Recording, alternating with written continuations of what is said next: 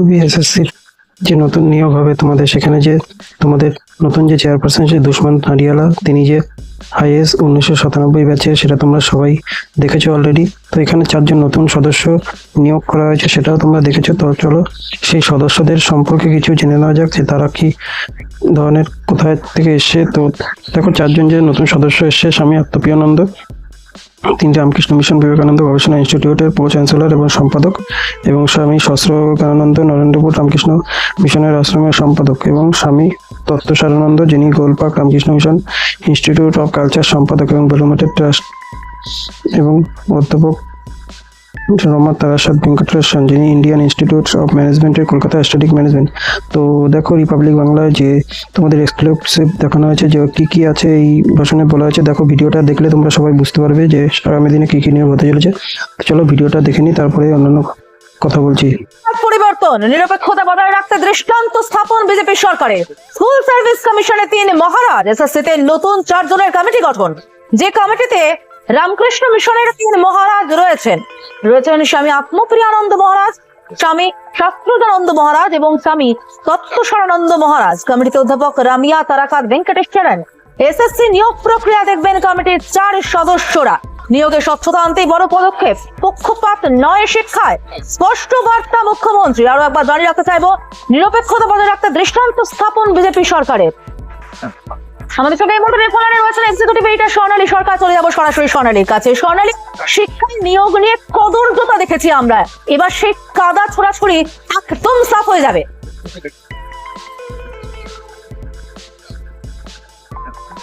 একদমই তাই সমাজটা, যে পরিবর্তন বা আমি বলবো এটা সংশোধনও বটে। কারণ এসএসসি নিয়ে এর আগে সব থেকে বেশি দুর্নীতির অভিযোগ এসেছে, এবং আমরা দেখেছি যে একটা সরকার, গোটা সরকার কার্যত পড়ে গেছে, উল্টে গেছে এই নিয়োগ দুর্নীতি কে, মানে নিয়োগ দুর্নীতির উপর ভর করে। মানে যেভাবে নিয়োগ দুর্নীতি ভয়ঙ্কর রকম ভাবে ছড়িয়ে গিয়েছিল, এই নিয়োগ দুর্নীতিতে এতদিন পর্যন্ত কারা হর্তাকর্তা বেঁধে ছিল? সরকার নিযুক্ত আমলারা, যারা সরকারের মন্ত্রীদের হয়ে বকলমে কাজ করছে এবং এই সমস্ত দুর্নীতির সঙ্গে জড়িয়ে ছিল।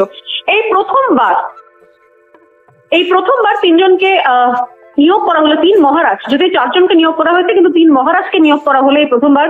স্বামী আত্মপ্রিয়ানন্দ কে ইনি হচ্ছেন pro chancellor and secretary of Ramakrishna Mission Vivekananda editorial and research institute. এখানকার অর্থাৎ রামকৃষ্ণ মিশনের প্রো চ্যান্সেলর এবং সেক্রেটারি, তাকে নিয়োগ করা হলো। দ্বিতীয় নাম দেখা যাচ্ছে স্বামী শাস্ত্রজ্ঞানন্দ, তিনি হচ্ছেন রামকৃষ্ণ মিশন আশ্রমের সেক্রেটারি, নরেন্দ্রপুর রামকৃষ্ণ মিশনের। 3 নম্বরে রয়েছেন স্বামী তত্ত্বসারানন্দ, যিনি হচ্ছেন রামকৃষ্ণ মিশন যে বেলুর মঠের রামকৃষ্ণ মঠ এবং বেলুর মঠের ট্রাস্টি হিসেবে তিনি রয়েছেন, এবং তার সঙ্গে রয়েছেন তিনি governing body member of Ramakrishna mission Belur মঠের, এবং secretary of Ramakrishna mission institute of culture, যেটা কিনা গোলপার্ক। এছাড়াও চতুর্থ নাম খুব গুরুত্বপূর্ণ, প্রফেসর রাম্য তাতাকার ভেঙ্কটেশ্বরন। ইনি হচ্ছেন IIM অর্থাৎ Indian institute of management Kolkata IIM, সেখানকার প্রফেসর, যিনি স্ট্র্যাটেজিক ম্যানেজমেন্ট গ্রুপ সেটা দেখেন এবং সেখানকার প্রফেসর। অর্থাৎ এই যে সেক্টর থেকে নির্বাচন করে নিয়ে আসা হয়েছে, এখানকার এই এসএসসি কমিটিতে নিয়ে আসা হয়েছে, সেখানে আর কোনো সরকারি প্রভাব থাকবে না, কোনো সরকারি না তো আমলা, না তো কোনো সরকারি প্রভাব।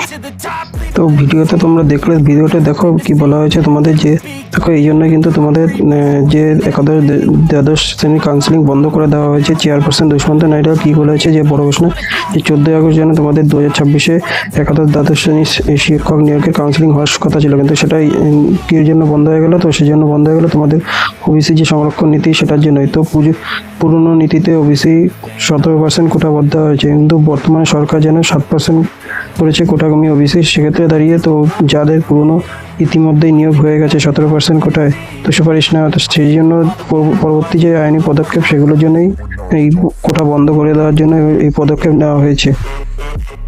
তো সুপ্রিম কোর্টে কি আবেদন করেছে, আগামী 31 আগস্টের মধ্যে নিয়োগ প্রক্রিয়া শেষ করার যে ডেডলাইন ছিল সেটা সময় আবার সুপ্রিম কোর্টে আবেদন জানাতে চলেছে, কারণ যেন ইতিমধ্যেই তোমাদের বলেছিল যে খুব শিগগিরই হবে। তো এবং তোমাদের চেয়ারপারসন কি বলেছে, খুব শিগগিরই দুর্গাপুজোর পরেই দীর্ঘ প্রতীক্ষিত গ্রুপ সি পরীক্ষার ফলাফল প্রকাশ করবেন, এবং জানুয়ারি ফেব্রুয়ারির মধ্যে তোমাদের কিন্তু নিয়োগ সম্পন্ন করার কথা বলছে যে, এবং স্বচ্ছতা তো আপডেট সিডিতে যে স্বচ্ছতা সেই ওয়েবসাইটে অবশ্যই ফোকাস করা হবে। তো এই সমস্ত আপডেটগুলোই এই ভিডিওতে দেওয়া হয়েছে সমস্ত কিছু। তো ভিডিওটা তোমরা শেষ পর্যন্ত দেখো, তোমাদের ভালো লাগবে। তো এই দেখো কি বলা হয়েছে, দেখে নেওয়া যাক। স্বর্ণালী, তোমাকে জানিয়ে রাখতে চাইবো এই মুহূর্তে আমাদের সঙ্গে বিমল শঙ্কর নন্দ রয়েছেন টেলিফোন লাইনে। স্বর্ণালী, তোমার প্রশ্ন।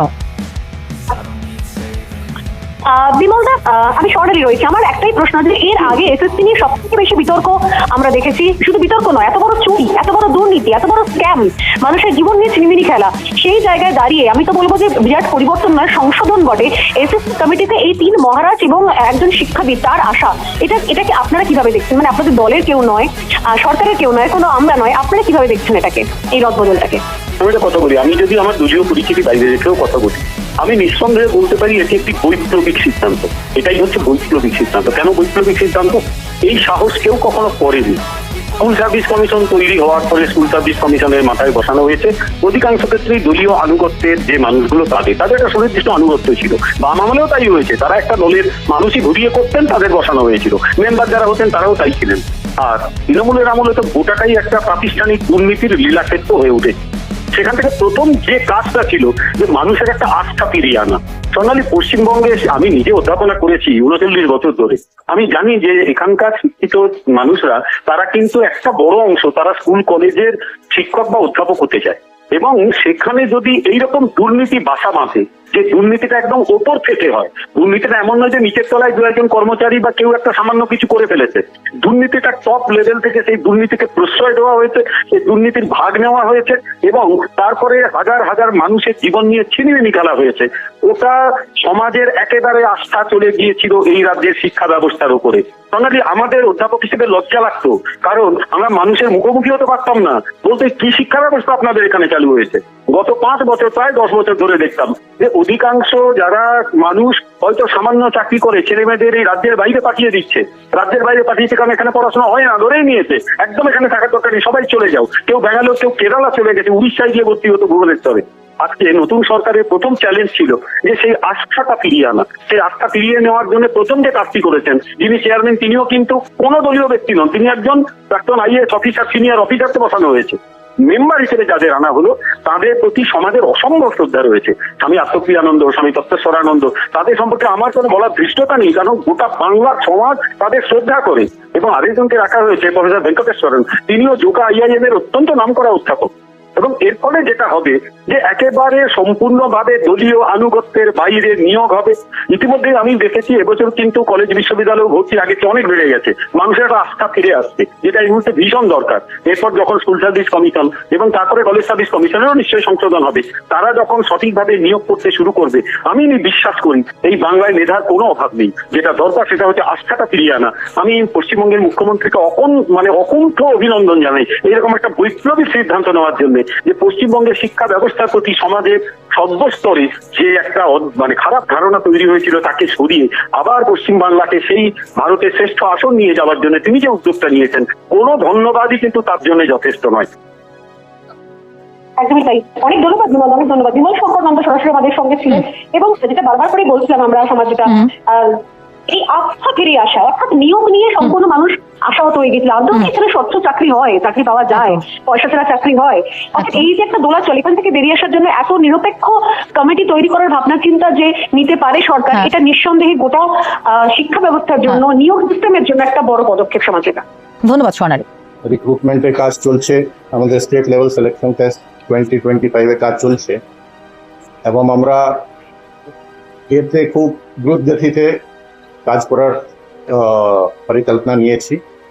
With the addition of 4 members, the commission has been strengthened, এবং কাজের ভাগ হবে, এবং যাতে যত তাড়া করে হোক the recruitment process will be completed and appointment letters given and counseling done.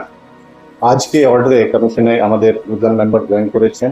আজকে একটা অর্ডার হয়েছে স্কুল এডুকেশন ডিপার্টমেন্ট থেকে, কি আমাদের West Bengal central school service কমিশনে 4 জন মেম্বার আজকে আমরা পেয়েছি, তার মধ্যে 2 জন এখানে আছেন। স্বামী আত্মপ্রিয়ানন্দ আছেন, উনি হচ্ছেন pro chancellor and secretary of Ramakrishna Mission Vivekananda educational and research institute, হয়তো আপনারা ওনাকে সবাই চিনেন। আমার বাঁদিকে আছেন Swami Tattwaswarananda, trustee of Ramakrishna Math, Belur Math, governing body member of Ramkrishna Mission Belur Math and secretary of Ramkrishna Mission Institute of Culture. जो जानवरों के साथ सोता हो उसके साथ मैं इसकी सुहाग रात मनवाऊंगा।